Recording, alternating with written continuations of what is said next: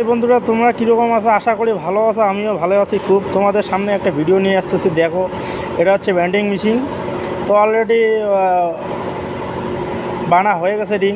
এটা হচ্ছে কাটার, ব্যান্ডিং কাটার, মানে 32 রড যে কোনো রডে কাটা যায়। তো অলরেডি এদিকেও কাজ চলতেছে, অনেক মেশিন সাইডে দেখলে তো অনেক মেশিনের কাজ চলতেছে। তো ব্যান্ডিং মেশিন থেকে নতুন একটা ভিডিও তোমাদের কাছে দেখাচ্ছি।